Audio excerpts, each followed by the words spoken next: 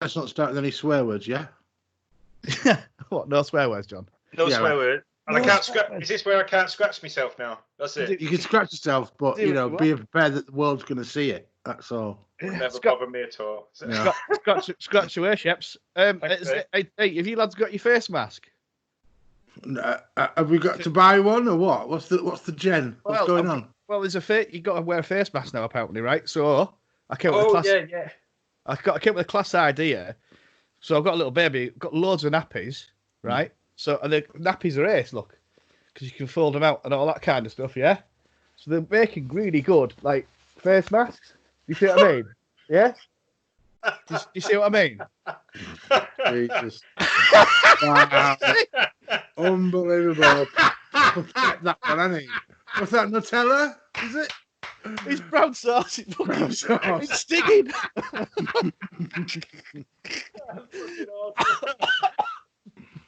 Yeah, that's probably the grossest thing I've ever seen. Hang on, let me get myself sorted out. dear. Oh, my eyes! It's fucking spicy, that like.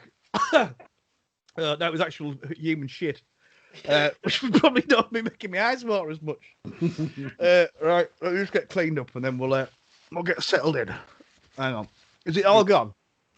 I mean, you can't really tell on your face, Bob. What you saying? I've got. Anyway, Sort of blends in. Yeah. Right, I'm just gonna sort this brown sauce nappy out so I don't make a mess. Right, cool. Was it worth it? Well, we'll let the viewers and listeners be the listeners won't be able to see it, but the people on the podcast will. I'm just trying something out. By the way, I'm dressed as Ricky off Trailer Park Boys. If anyone knows who they are, No idea. John does it. You do, Sheps, because you're a good lad. Really good. So I got my chain on, my houndstooth t-shirt. Yeah, that's what Ricky wears. Chain. I got my tracky V's on as well. I'm proper trailer trash, yeah. It's cool. That's all I can fucking taste and smell out with brown sauce. That's it. I just smell it. Right, let's get into this then, lads.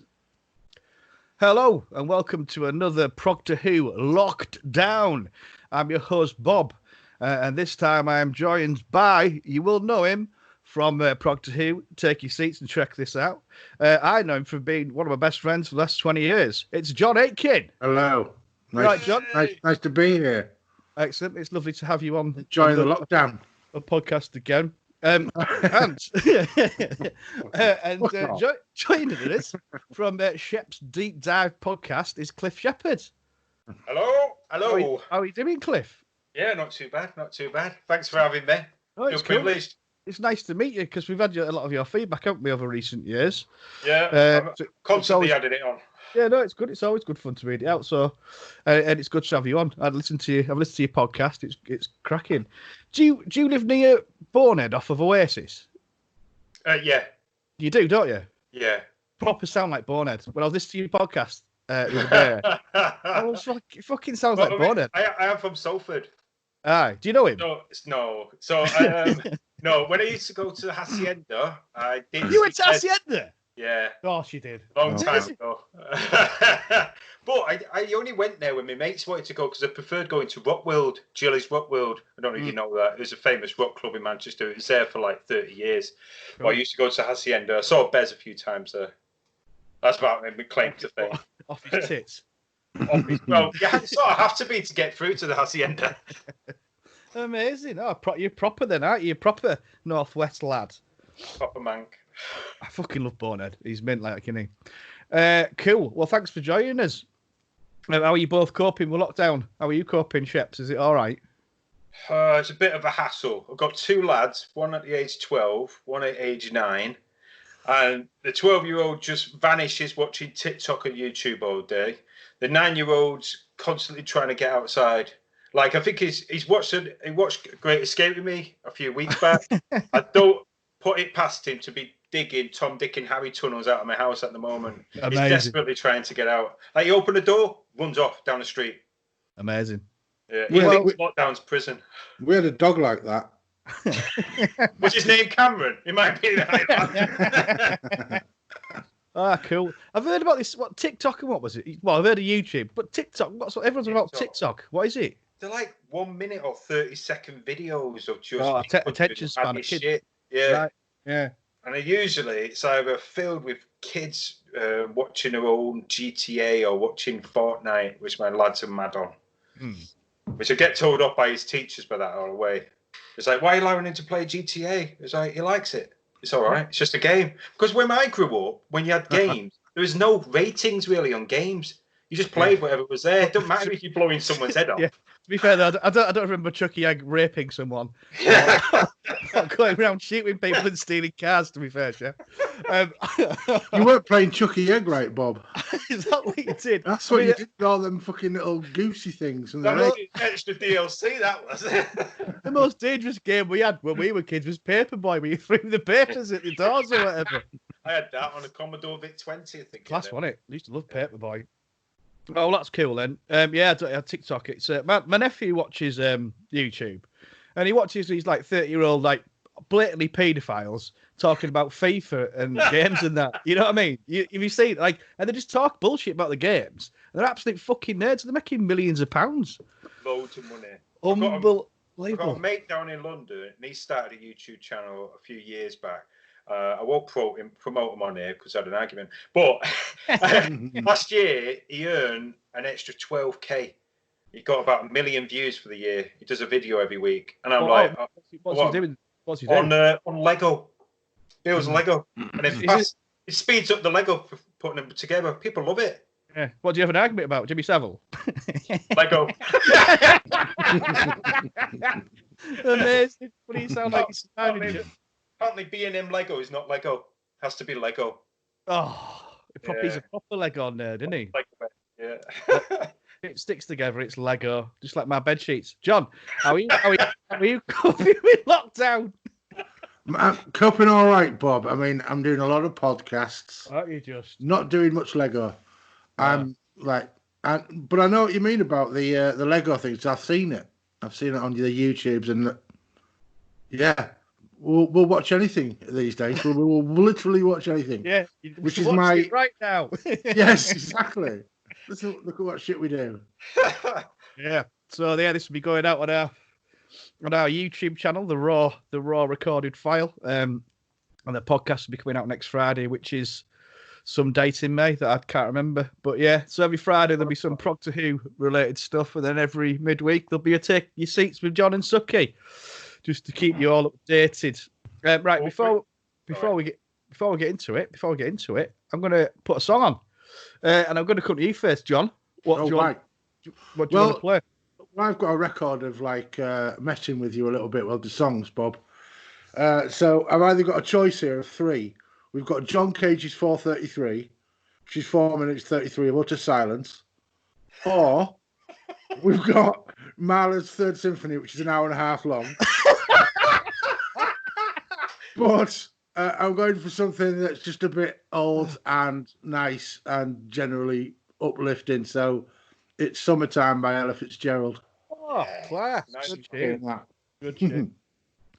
Right. That was Summertime by Ella Fitzgerald. Great choice, John. Thank you very much. Song. So let's get into this lockdown. We're going to go back a little while in time, a few weeks in time, and it's the day before we were given clear instruction of what to do before this nonsense of the other week, on the Sunday. So yeah, we're going into lockdown, but you got a chance to take some stuff with you, both Doctor Who and non-Doctor Who related. And the first of these is so basically you're going to need a friend in lockdown, someone to share companionship with. So who out of the world of all of Doctor Who, books, audio, obviously TV, whatever, which Doctor Who character would you take as a companion? John? Right, my first thought, and don't have a go at me for this, but it was Amy Pond, just because. Yes. I wonder why. Just because. However, in a non-pervy way, I'm going to pick Strax, the Sontaran. Because I think it would be funny as fuck to have on lockdown with. It would be hilarious. Yes, that's what I'm after. That'll be keeping me interested, I reckon. Little potato head man. But I don't really know enough about. I struggled with this question because I don't really know enough about Doctor Who, and I certainly don't remember stuff. But you must have characters that you've liked a lot and thought, that they're cool. Possibly. Hanging out with them. Well, I don't know. I mean, yeah. I mean, I'm sure some doctors I would quite like to hang around with. I'd like Tom Baker, but I think didn't Jim take that last week? Yeah, but it doesn't matter. It's not Does it real. not? Yeah. Yeah, but I'll go with. That's true. There's an inexhaustible supply of them. Yeah. Yeah, it's a Strax. Yeah, I want the old potato head to keep me entertained. Yeah, he's great, Strax. Like he's a good character. Awesome. Shep's Doctor Who character, companion, whatever, to take as your friend. See, I had a mixed bag as well. I went down the pervy way and picked Romana 1. Yeah, Mary Tam. And Mary Tam, which was the best one because she was like super bitchy face and she's super hot as well.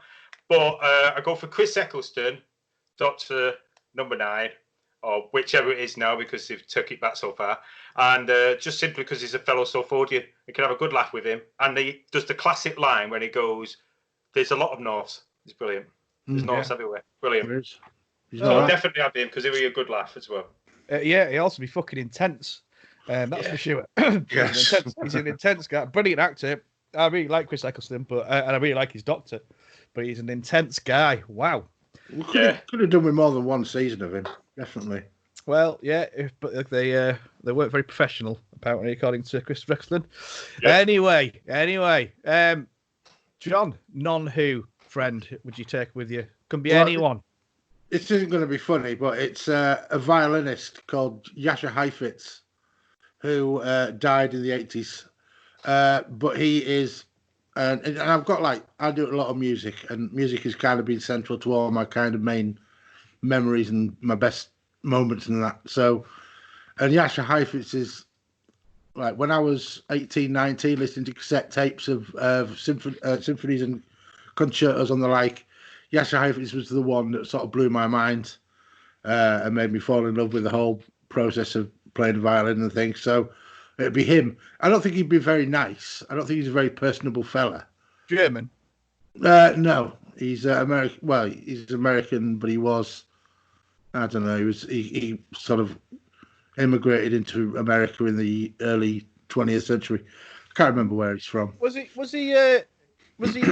like an orchestral violinist? Like no, he's a virtuoso, proper soloist violinist. He was like the first mega superstar of the sort of TV age of violins. So, yeah, he was, and he's one of those players that you just can't understand how good they can be, how they can be that good.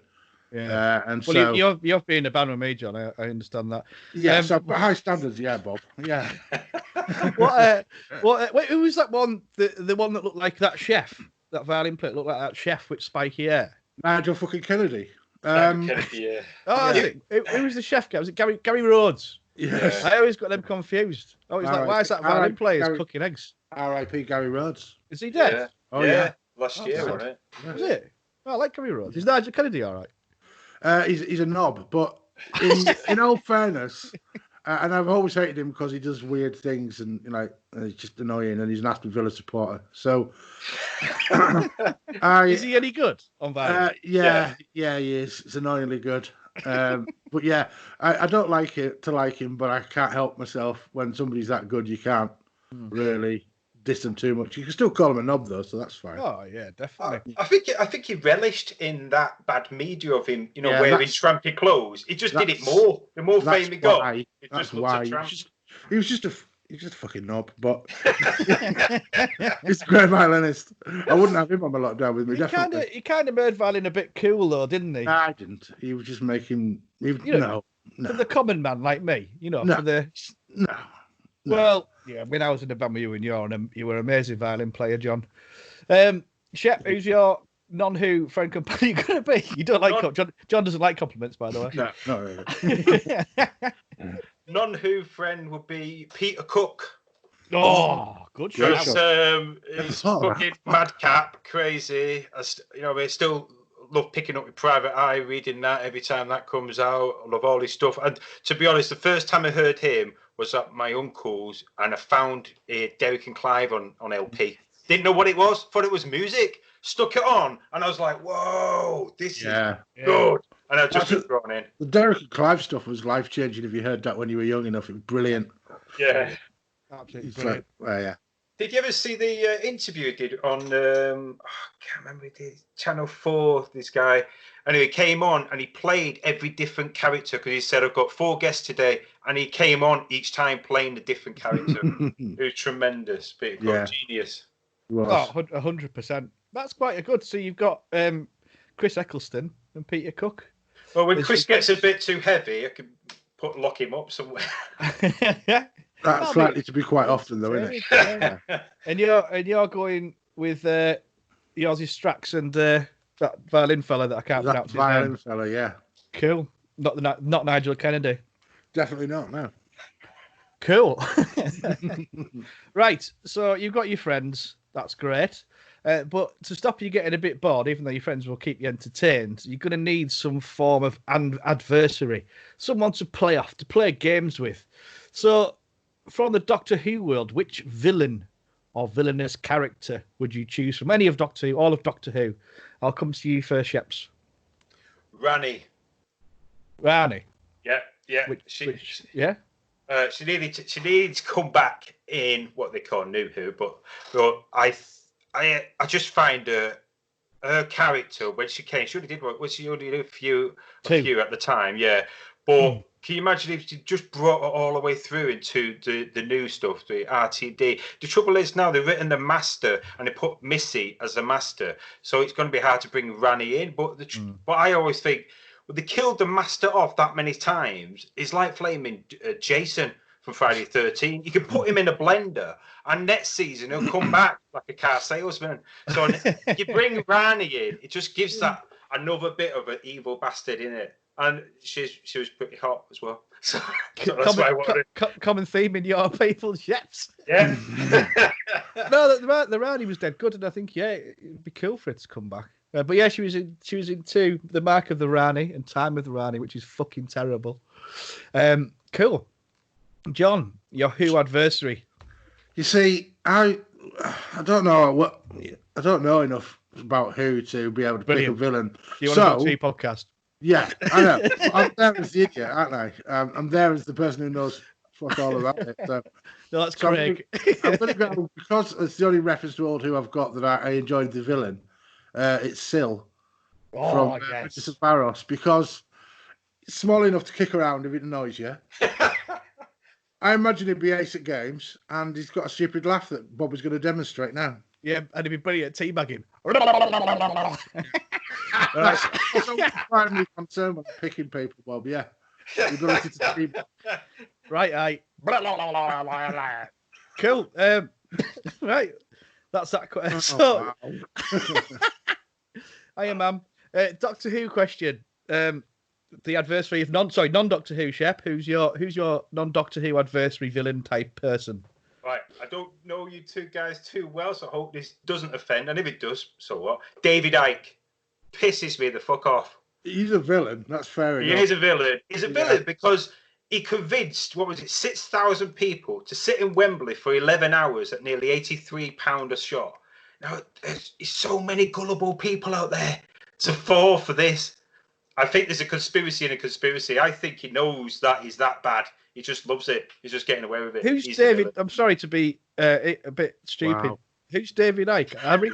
The name rings a fucking bell, John. I just don't know who he is. So I'm going to ask the question. I don't care if I look stupid and sound stupid. Well, it's all right. I don't care if you shout at me for it.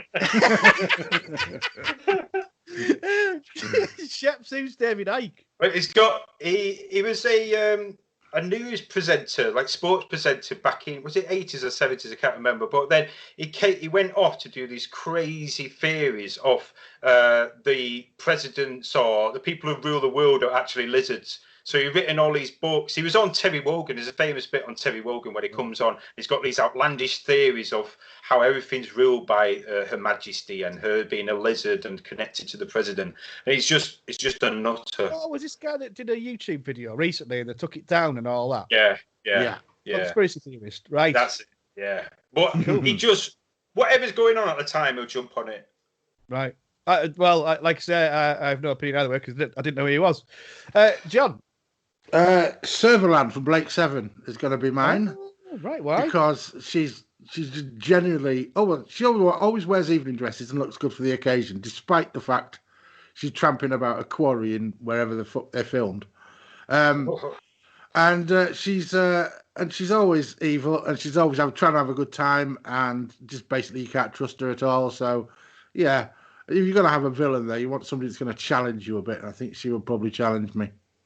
Cool. So that's why. You're not a Blake Seven fan, are you, Bob? I've only seen 5 minutes of it, and it was shit. It is shit, but that's the quality of it. I need to give it a whirl. I've listened to Mark's, whatever, his review thing, which was hilarious. One man going insane on his own about Blake Seven. I'll give it a whirl. It's on YouTube. It's free, innit? I like free stuff. Cool. Right. So you've got your friends, you've got your enemies, but you're gonna need some gadgets. So, John, from the world of Doctor Who, what gadget or device will you take into lockdown, or would you? I am going to get K9. Oh, yes. Is that a gadget? I suppose, yeah. You can have that as a totally gadget. is. Yeah, it's also a gadget that can speak to you as well, and also so as a sort of companion extra as well. In fact, that was all. K9 was almost going to be my the companion that I requested at the start, but yeah, I always loved K9. It's my first memories of Doctor Who that I can recall are K9, and I always loved the idea of a fucking robot dog. It was brilliant. Yeah, and it was cool. That's a great. That's a really clever one, John. And I expect nothing less than cleverness from your intelligently beautiful self. Shut gay. Yeah, it doesn't like it. Doesn't like compliments. And I'm only 25% gay, John. Actually.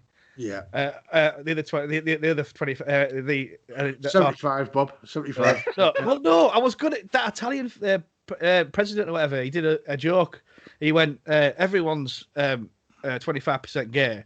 My 25%'s lesbian. That's what he said. And he's the Prime Minister of Italy. You know that one? There was a bit of a knobhead. Silvio Berlusconi.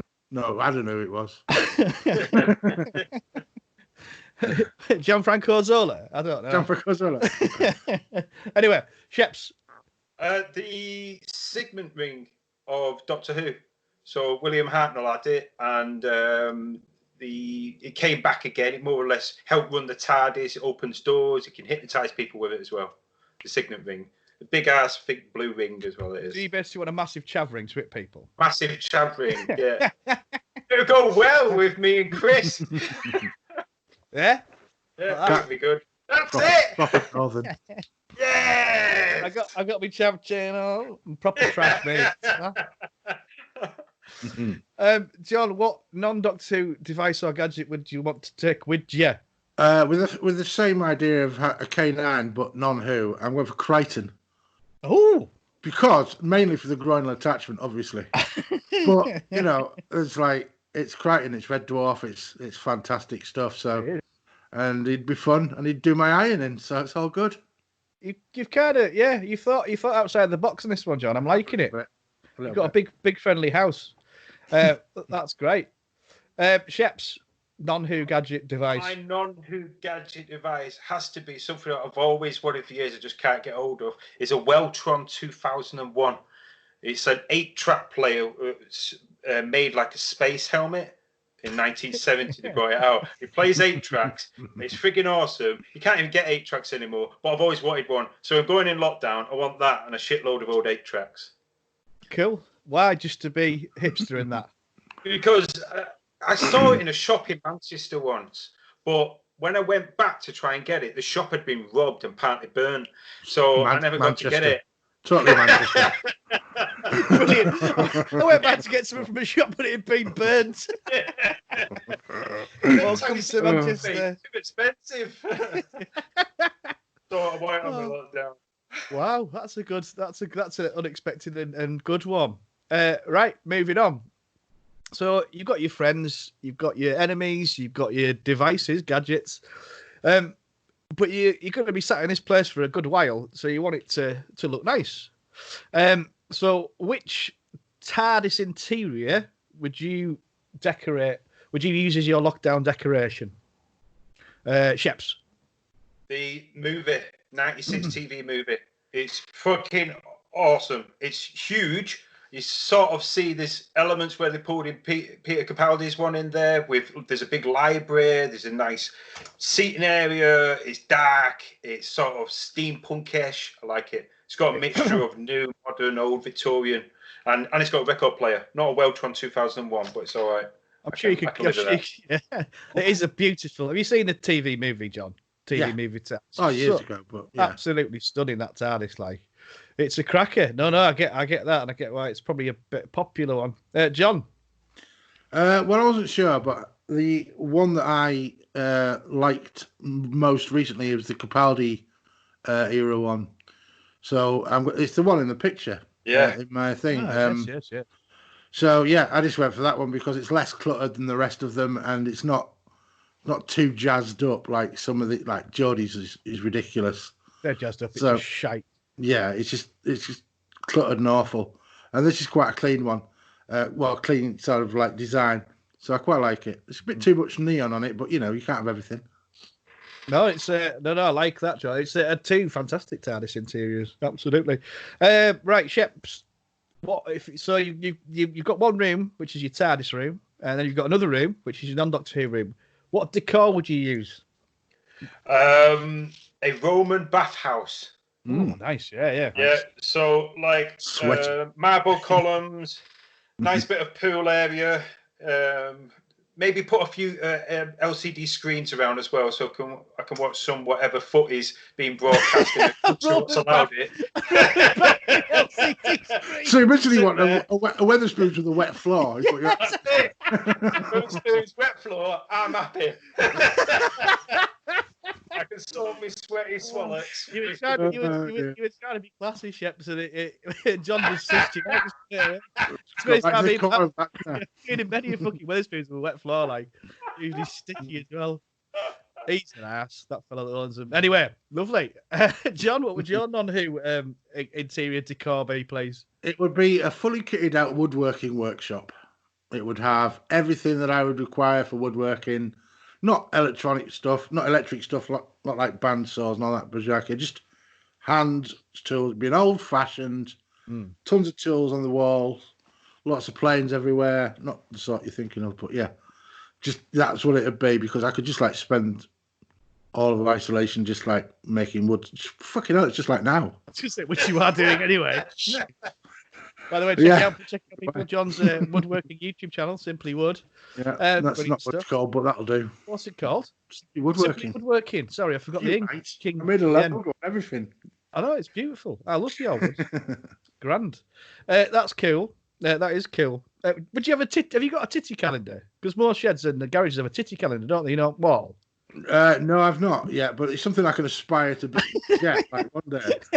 I'll do my best. Like, I don't know if can you get titty calendars? I don't know, John. Can you? I remember going into any garage in the 80s. I'm looking on eBay. Hold on. No, it's not. I remember going to any garage in the 80s and early 90s. It was always a titty calendar on the wall. It was always perfect. Right, well, it's time for a wee break to have a song. Sorry, I got distracted there from reading. Sheps, it's your turn to choose a song. What song are you going to choose for us, please? Okay, one song that's been going through my head for the last week or two, and I love it. I can't get enough of it. It's Harry Belafonte, and it's the Banana Boat song. Hey-oh! Hey-oh! Is that the song? Love it. That's it. Oh, Mint, that's class, that song. Yeah. I just can't help but boogie with that when it comes on. Ew, I want to burn it. That's it. No. He's a professional singer, as well. I'm more like a shouter, really. I was when he could gig. Cool. Well, here it is, the Banana Song by that fella that he just said, that Sheps just said. Oh, man. Cool. That was an interesting choice, Sheps. Thank you very much indeed. That was the Banana Song by Harry Belafonte. That's her. Awesome. Is it?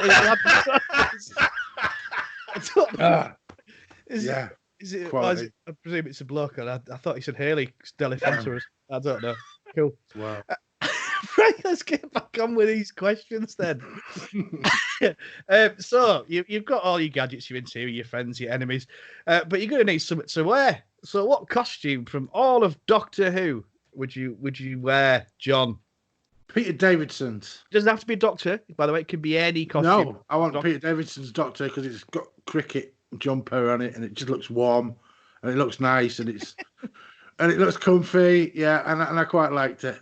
That's kind of how I imagine a Doctor to be. Apart from you've got Tom Baker, and then you've got this guy, and you ignore people like Colin Baker who look like fucking Muppets.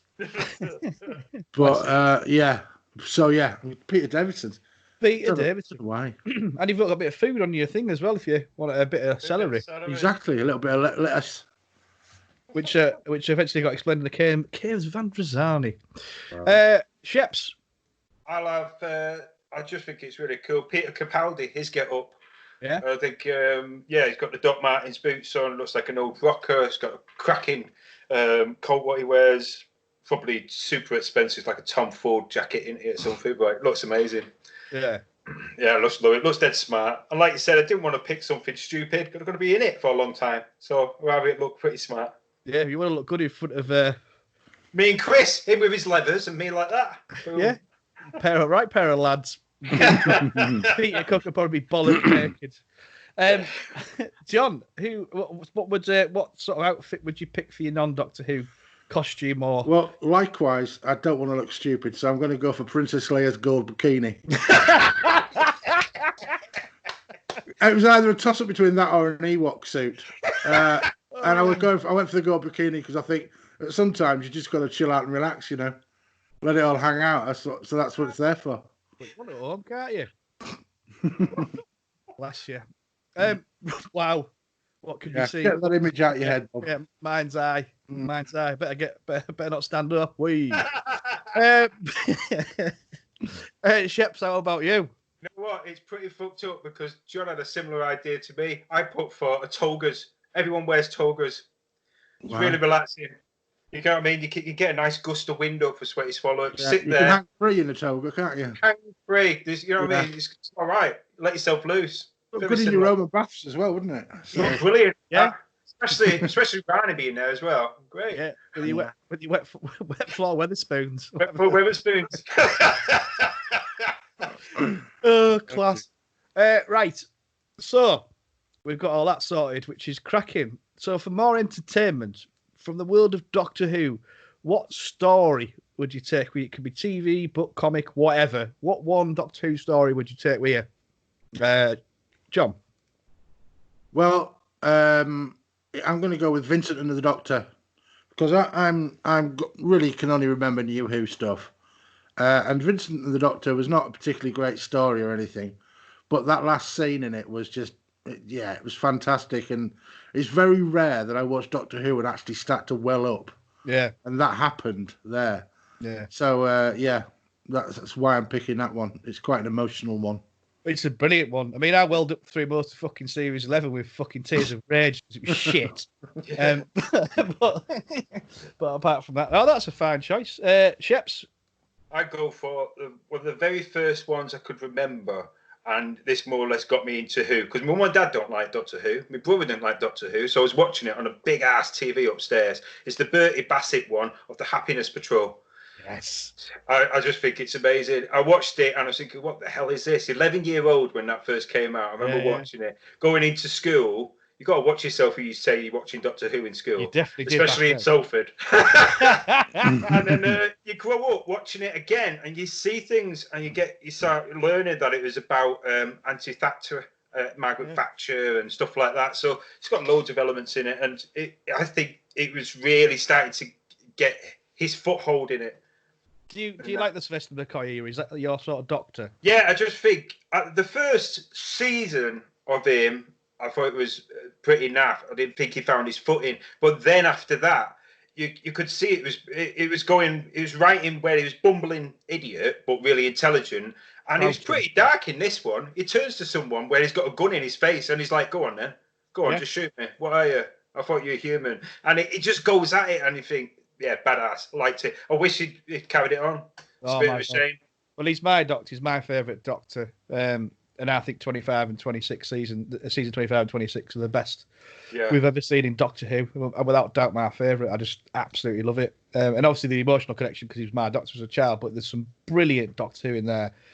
I think a lot of the New Who they do now, particularly the Moffat stuff, and to be fair, the Chibnall stuff, they do take a lot from that time. Yeah. It's fucking brilliant. You have the good elements of the comedy bit, the geekiness, the intelligence, and dark, and that's what you need for a Doctor Who. Yeah. You know what I mean? Forget about the sets, especially this one, but it's just a great story. Love it. Yeah. No, it's I can understand that. John, your non-Doctor Who tale you would like to take into lockdown with you? Well, I was tempted with Blake 7, but it's not that good. It's good, but it's not that good. So I'm going to go for Twin Peaks. Yes! Because I remember watching the first couple of seasons of Twin Peaks and being just in and out of it, wasn't really paying attention. And then in 2017, the third series, the third season, The Return happened. And on a almost every episode basis, my mind was utterly blown. I'm a massive David Lynch fan, and that entire thing, it was so deep. It was like unlike any TV I'd ever watched, and by far the most fucking mindfuckery of it all. It was just fantastic. That was what Joe Lidster recommended. Do you mean the original series Twin Peaks? Because wasn't it a new series or? Well, that's The Return. Right, okay. There's two series back 28 years ago, or whatever it is. And then 25 years after that, there was the third series. And that sort of built upon what was done previously. And I actually just watched on YouTube, somebody explained, because we watched Twin Peaks and we didn't know what it meant. No. Everybody was speculating. Everybody was trying to work out what every little bit was, because David Lynch doesn't put stuff in that is filler. He puts stuff in that means stuff, and you've got to work it out, which is the whole joy of it. And I ended up watching like a 4.5-hour YouTube video explaining what Twin Peaks was all about, and I finally get it. But yeah, my mind was blown. So I could always go back to Twin Peaks: Return. I've not really seen it. I think it's something I need to watch, really. I was watching. The thing is, I remember it being on TV when I was younger, but I'd been probably 10 or something, and I just remember dwarfs fucking or something like that. You know, like some weird. So I don't know if it was Twin Peaks or probably one of my dreams. But it was. I remember thinking, this is fucked up. There's a red curtain somewhere or other. It was weird, wasn't it? Like trippy as fuck. Yeah. Well, that was the joy. We did try to work out what all that meant, because it wasn't put there just to fuck with you. It was put there because David Lynch had a vision, because he's a proper auteur and he's a proper artist. And yeah, my mind was blown, so I could always watch that again. I tried to watch June last night after your podcast that you did, David Lynch film. Bought it on Blu-ray for £7 off Amazon. I had to knock it off after 20 minutes. Debs did not like that. Yes. I can kind of see why, to be fair. Yeah. She's like, how old is this film? I was like, I don't know. Does it get better? Is anything happening in it? I was like, I've not seen it for about 20 years. So I don't know. Stuff happens in it, but not really. No, I remember not really liking it, but I thought, because you guys did it and you were a fan of it, I thought I'd try it, have a go. I am still a fan of it, but I mean, I gotta admit that it's a little bit, I'll have a go. I'll have a go another time on my own. I think it'll be the best case. Cool. Have I asked you your story, Sheps, of non-Doctor Who? No. So I had two, and I was rattling in my brain which one to pick. It was either going to be Prisoner or Red Dwarf. So I ended up with Red Dwarf, just simply because you can just laugh your balls off nearly in every episode of Red Dwarf, and Prisoner just goes way too down a dark tunnel.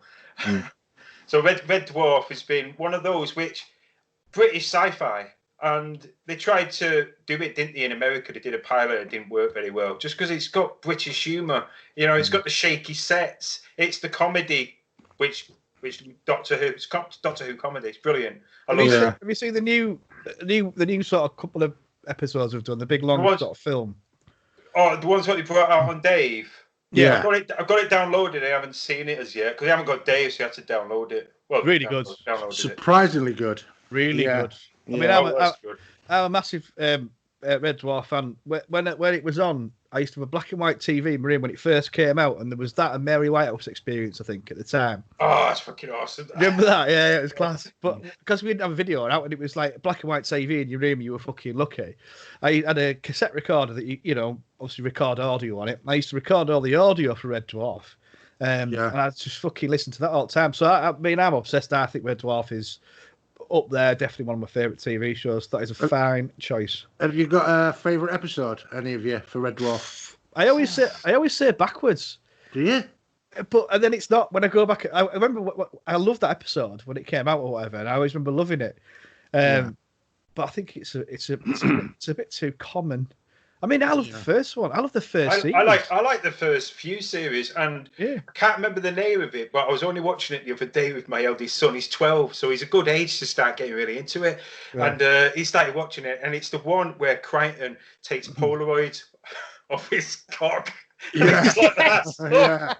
And he's looking at it going, how did you get double? I never expected a double. You should be getting a double Polaroid of a vacuum cleaner. It's fucking lines like that where, you know what I mean? A lot of sci-fi now, there's a lot of stuff out there where they depend on all the fucking special effects. But this is well-written stuff like Doctor Who, well-written, comedy, witty, toilet humour all the way through. It's brilliant. Well, my favourite episode of the entire one is Marooned, which was series 2 or 3. Yes. Can't remember which, but like you say, there are no effects in that. It's just a one room, Rimmer and Lister bouncing off each other.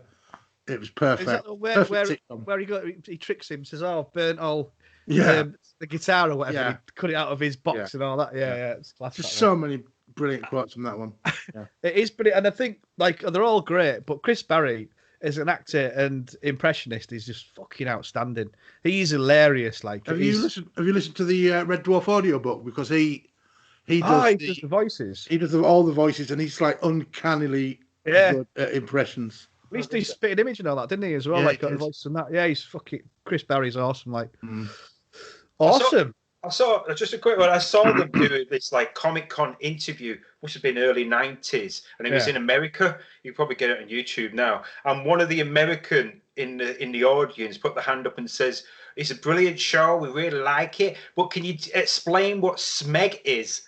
And all of them just look at them and start walking off. I've seen that. It's class. They obviously just missing a lot over there. Yeah. Yeah, they've got wrong words for stuff, haven't they? Bless them. Cool. Well, so we've got a lot of stuff going on now. We're getting there. We are getting there, lads. So we've done. You've got your story now. Let's have a look here.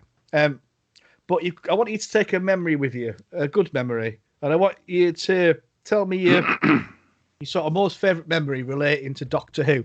I don't mean the TV show. It can be whatever you want, but just something, excuse me, relating to Doctor Who. So, for example, mine was meeting Sylvester McCoy, interviewing Andrew Cartmel, that kind of thing. And I wouldn't have done that if I hadn't have been a Doctor Who fan. So, what is your favourite memory related to Doctor Who? Sheps. Mine, now, if you would have asked me this question 12 years ago, completely different, but getting my son into Doctor Who, he sat there and started watching it from the RTD era, from Chris Eccleston watching it, and then he wanted the figures, and we started collecting the figures. Still got some of the figures knocking around. Now he's a bit older, he still watches it, but he wants all his figures in a nice glass case.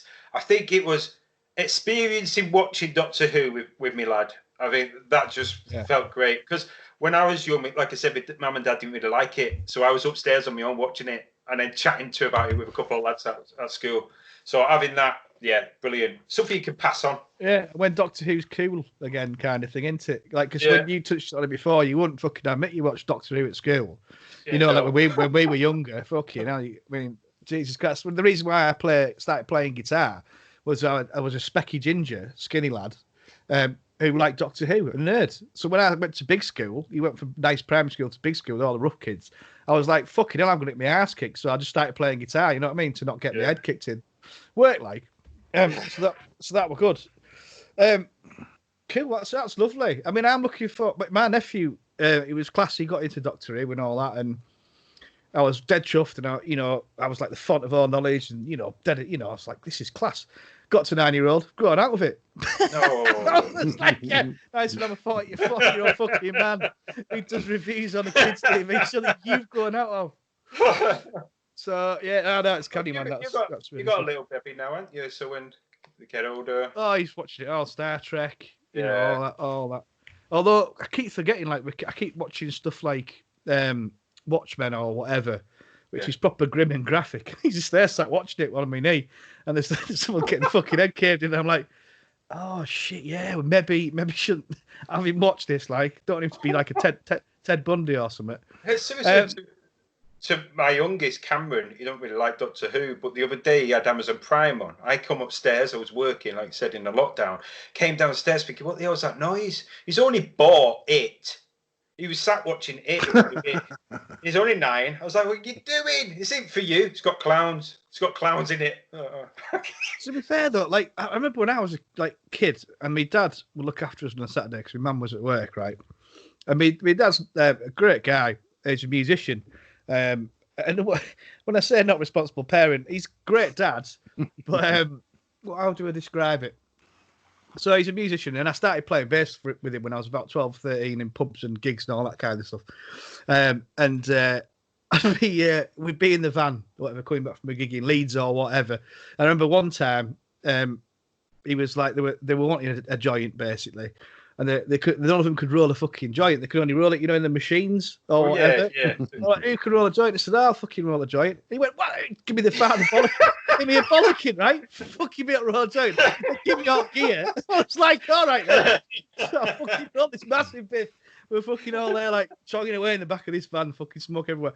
And my mate was sat at the back. We were sat on out gear it back at the van, and we're in this fuck transit van. And fucking door came up and on M1 at 70 miles an hour. And he's hanging out of it. Like, fucking hanging out of it. Like, fucking feet inside. And so the guy's outside, right? And my dad's like, Dad, fucking my mate. He's hanging out. He said, fuck him. We need to get to the club. It's closed in half an hour. So I just wanted to sort of give you an example of how bad my sort of parents were. But when we were about 8 or whatever, my dad would take us to Apple One. You remember Apple One, John? Which is our video shop. And he used to get out, like, you should get what you want. So I got like fucking Rambo and Robocop at 8-year-olds. When that guy gets his face burnt off with asking him that. I'm sitting there watching that just to keep, because he used to do it so he fucking could chill out for a bit. And then, yeah. And you've turned out so well, Bob. So I don't know what happened. Anyway, he's top man, my dad, like, bless him. Yeah. Cool. I completely fucking lost my trail of thought now. John, your Doctor Who memory. Well, I don't have a great deal of Doctor Who memories to call upon. So mine, I suppose, a fond memory would be in joining Progtor Who and finding myself in this sort of world of proper fans about something. Me sort of tagging behind them, trying to catch up as best as I can. And when we did Ark in Space a few weeks ago, and I watched it, and it finally clicked. Oh yeah, that's why they like it. and because it was like, yeah, you like it, but I was watching the New Who. It was like, yeah, why are they still watching it? They don't really like it. So they don't really seem to like it much. But yeah, and I kind of realised that the shaky sets and all that stuff has put me down a path of, I'm now watching anything that's like old sci-fi, because I've got sort of worked out that it's not about how it looks at all. Yeah. It's all about the stories and the people and the characters.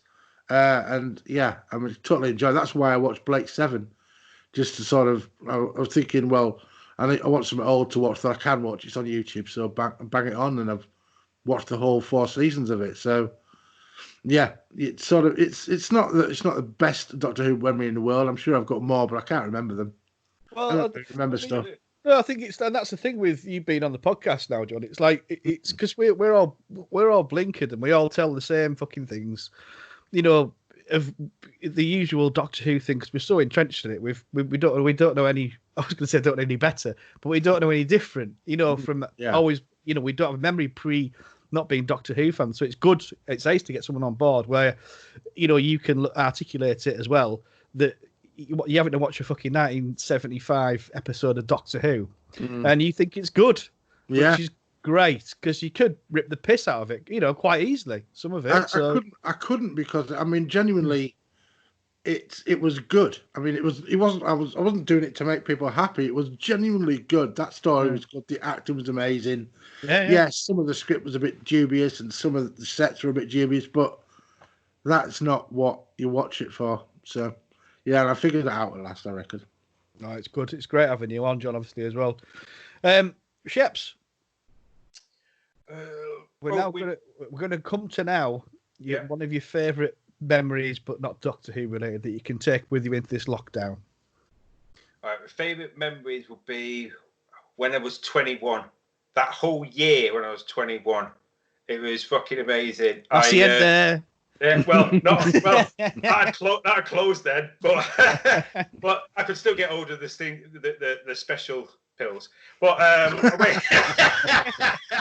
but I went to Paris for my birthday. On my 28th birthday, I was sat in front of Jim Morrison grave, and I saw Oscar Wilde's grave at the Père Lachaise, and that's what I wanted to do. So on my 21st birthday, I was there, and then I'd saved up a lot of money because I didn't go to university. I saved up a lot of money, took some time off work, and went from France back to the UK, then flew to America and travelled around America on my own, going to all different places. I had fucking phenomenal time. Stayed in some dodgy places. Like, I'd run out of money in New York. I couldn't afford to stay. You're not really supposed to go to the YMCAs in New York because they're dodgy. So I was staying in this hotel and I couldn't afford it. I had to move on. And I went to this bar and I said, you have to show your passport. Oh, I'm 21 and all that. And I said, look, it's my last day. I'm going to enjoy the day. And then the woman behind the bar said, come back later. I'll get you some food. Thinking I was homeless or something. So I came back later. I had some scran. Had a good laugh, had a drink with them, and this guy in the bar said, if you want, you can stay at mine for $20 a night as long as you want. And I think, am I going to get raped? Don't matter, I went in wrong. So I said, it's for a while as well. So I went from place to place around America, worked on a farm in Oklahoma, just phenomenal stories, really. In the middle of this farm in Oklahoma, as far as the eye could see, it was flat, and it's one little hut. And the farmer came up and he was like, do you fancy a drink, Cliff? I can't do the accent. And I said, yeah, all right, thinking he's going to give me some water. He goes to go to the fridge. It was a fridge. This hut in the middle of a field, you opened it, it was a fridge. I said, I thought it was the toilet. He goes, no, you want to shit or piss, just go and do it on the ground. I went, okay, brilliant. Drinking beer in Oklahoma, great. That was my phenomenal year, really. If I could take it, that would be it. That's fucking ace. Cool, man. John? Well, my favourite memory is going to be music related, at least in some way. There's quite a lot to pick from as far as that's concerned. The Plug, the band we were in, we did some amazing gigs. We played in the Cavern. We played in front of hundreds of people in a field. We did loads of stuff, and we played often and regularly. And we got good. We were decent as well. But also there's the classical music side as well. And I think one of my fondest memories is when I just sort of... There's kind of like when you're a kid, there's like different orchestras. There's like the young and then then it's like the one that the top orchestra in the group, and we were there, and I finally got into that, and we played my first symphony that I've ever played in, and it, like one of those things that blew my mind. It was like, and I remember sitting there with the guy conducting up ahead, and I was like, I must have been 11 or 12, and we were playing Beethoven's Sixth Symphony, and the music was incredible, and it was just like from then on, I've always loved this stuff. So whatever music I've played, there are fond memories attached. Aside from some of our gigs, Bob. Well, let's say the 8 pints of Guinness and 8 Jack Daniels chasers later, and I'm going to drive you fuckers home. It got then there was the time a friend of mine pissed in the back of a fucking car, in my car. I'm not going to say his name. I'm not going to say we'd gone to a gig in Leeds, and I was driving everybody back. Oh, I knew it was. Yes. Pissed off because everybody was pissing about and pissed, and I was driving everyone back, and he pissed in the back of my car and never said a word because he was scared I would shout at him. Oh, I remember that. So I got a message next day saying that he'd done that. Like, nice text, thank you. So so even that good memories are still attached. Just memories, just full stop. I remember like John used to bollock me quite a lot, Sheps, believe it or not, to the point where I started. Well, me and John started the plug and all that, and I nearly got fired from the band because that was an absolute nightmare. Yeah, because I was just an absolute menace. Because there was one gig in I think it was Yam. We played in a pub, and you were accepting shots from the barmaid all the way through the gig. Yeah, and you got so incredibly badly pissed that it just more or less collapsed in on itself like a fucking black hole. And then, I think.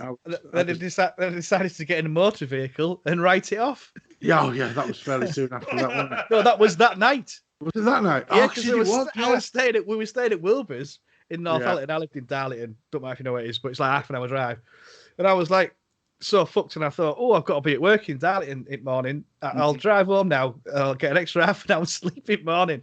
I was fucking annihilated. They had, you remember Aftershocks, them little shots or whatever? Yeah. They had like a fucking 20 or 30 different flavours, and the barmaid was giving me all night, bang, bang, bang. And I thought, I'll fucking drive home. Anyway, I was driving, and I'd just got this new job in a company car. I was driving, pissed as fuck. And then, I'm not condoning this, by the way. Drink driving's fucking bad, everyone, by the way. And I remember a hip hop song came on, and I was driving just the bass levels. So it was like, oh my God.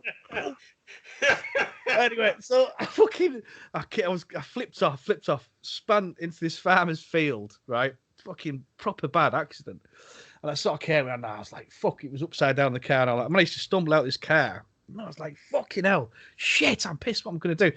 And I was in the middle of the field, like, where the fuck are you going to hide? So I was like, right, I'm going to dig myself into the ground, like, dig a hole and bury myself. This is my lead singer in my band. Yeah, carry on, Bob. Yeah, Jesus. And then so I'm digging away, like, trying to dig all that to hide. And the farmer must have rang the cops, and the fucking blues are going off, and the ambulance and all that. And they come in with torch and that. They were like, they saw me, they're like, what are you doing? And I just got like a human mole. Like, and I just went, I'm really sorry, I'm pissed. They took me. Nightmare. Unbelievable. Absolute nightmare. But yeah, there's many a tale from the plug. Oh, yeah. Oh, yeah. Great. You used to make sure that we got compensated at gigs in beer, knowing full well that I fucking drove every night, so I couldn't drink. So we get paid in a crate of beer, and him and Wilbur would drink most of it. And then I'd have to drive it all back. Well, people got wise to it, because rather than get paid, but we used to get a bit of money, and then they'd say, because pubs used to think, oh yeah, well, we'll just pay them in beer because it's cheaper. Oh, no, it was not. Absolutely rinsed them. And they're like, no, we're just going to give you fucking Martin, we're just going to give you the money. Just fuck off. So, yeah, cool. Great days. Awesome. Well, that's us locked down, gents. Sounds like you could have a good time. Brilliant stuff. So thank you very much for joining me. It's been an absolute pleasure. Can I ask you to advertise your wares, your stuff, what you have out there? Sheps, can we have your wares advertised, what you do, why you do it? I do got a little podcast called Sheps Deep Dive. It's usually me, but I've got a couple of mates who come on, and my brother usually as well. And we talk about films, usually 80s ones or anything really. We just talk about it, we rip through it, we give our own interpretations, what we would do. There's a lot of swearing, it's definitely an 18 plus. And listen, have a good laugh. The problem with it is, of course, that him and his brother sound exactly the same. So it's like he's having a conversation with himself in a mirror. Slightly different microphone texture. Yeah, that's the only way I can tell the difference. Like I said, I listened to. I hold my hand up. I've not listened to it before, but I wanted to listen to it today. You know, to get a feel for your character and all that. Like, I was like this. I texted John. I said, "This is fucking. He's great. This lad. This is a great podcast. It's gonna be good." And it has been ace. It's been ace, Shep. Thank you very much. He called you a top lad, Shep. Top lads. Yeah. Top lad. Yeah. So I'll be tuning in, and I recommend it to people. Shep's Deep Dive podcast. It's fucking great. So check that out. John Aitken, advertising. Podcasts. Check this out. Take your seats and Progtor Who. Listen to them. Though you probably already listened to one of them now. And Simply Woodworking, my YouTube video, which has got the heady heights of 41 subscribers now. That's brilliant, that. Yeah, I'm one. Are you? Nice one. I'm on there, yeah. One at a time. Every time one drops, I always do an advert as well. That's true, you do. Yeah. Do you not think it's like the Bob Ross of like woodwork, Shep? Yeah. Isn't it? It's fucking Yeah. brilliant. I love Bob Ross. I love John. I sit there many times. It's like, it's just, oh, he's dropped one. I just sit there, crack a can open, and I'm just like there watching it. Or throw it on the TV. Fucking brilliant. I love it. Really relaxing. Thank you very much. Thank you. That's simply woodworking. I can take compliments from Sheps, but I can't take it from you, Bob. So why? Because you're a big ginger cock. I wish you had a big ginger cock. And I love you dearly, Bob. I know. Right, I want you to. So it's obviously we're still in lockdown. I think I have no idea after what that fucking arsehole said the other night, which he didn't say a lot. I'll tell you what, that was one of the best scripted things I've ever heard on television. Blah blah blah. 15 minutes of fuck all.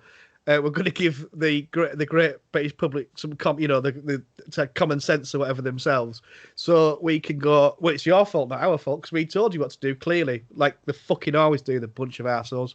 Sorry, that's my little political rant there. But yeah, so we're still in lockdown. Can you recommend anything? So be it a book, TV show, whatever, audio, Shep. Have you got any recommendations for people, even if you give us one or two or whatever? You know, for if you've got to read a book and it's your first time and you've not read it before. Well, not read a book. No, read a book. We're not all from Manchester, Sheps. Yeah, it's gone out. Down there. Yeah, how to fully burn down a shop. Not actually. How to nick a car and stuff like that. So, Jules Verne. I love Jules Verne books. Started getting his eldest son into it. 80 Days Around the World, 20,000 Leagues Under the Sea. If you never read them as a classic, fucking read them. It's not a kid's book. You read it, you take so much from it. That'll as an escapism. Brilliant. Read that. You're everywhere. Cool. Nice, John. Well, I had a phone call with my brother the other day, and he was telling me very, very proudly that my nephew, also called Cameron, by the way, my nephew is getting into Blackadder. Oh, yeah. So I was like, yes. Because Blackadder 2. He's not so sure about Blackadder 3, but we told him, stick with it. It's great. Yes. The end of Blackadder is one of the most emotional TV moments in TV history. In a comedy. In it's amazing. Even how many times you watch it, you just fill up at that point. Perfectly don't want it. It's cracking. Have you seen that? So Blackadder, yeah? Yeah. If you've not seen Blackadder, watch it. But I can't believe you haven't seen Blackadder. Have you seen the Shakespeare one that Ben Elton's written with David Mitchell? Upstart Crow. Brilliant. Yeah, have you seen that? I've seen that. I've seen almost the first season of it. It's great. It's really good. It's typical sort of Ben Elton-y kind of Blackadder-y. Same jokes. Yeah. Yeah. Pretty much. Yeah. But it's really good. Well, thank you very much indeed, gents. It's been an absolute pleasure. Sheps, It's been great to meet you. It's been a real good buzz. If you want to guest the podcast, I'll happily put my hand up, mate. I'll come on your podcast because I like it and I like you. Same here, definitely. Oh, nice one. Well, I'll have to say it's one of the best times I've had without taking a pill. So good one. Oh, I'm quite intrigued to what these special pills might be, Sheps. Ironically enough, I'm off my tits right now, so I've been chasing the dragon all fucking afternoon. Don't know what that means. I can see it in your eyes. Yeah. That's the beer that I'm drinking. Good lads. Good lad. Right, well, this will be out on our YouTube channel, the raw footage, probably tonight for you to have a watch if you want to kill an hour or so. But the proper podcast will be out when it'll be out, which is going to be every other Friday. It'll be next Friday now when Progtor Who's not on.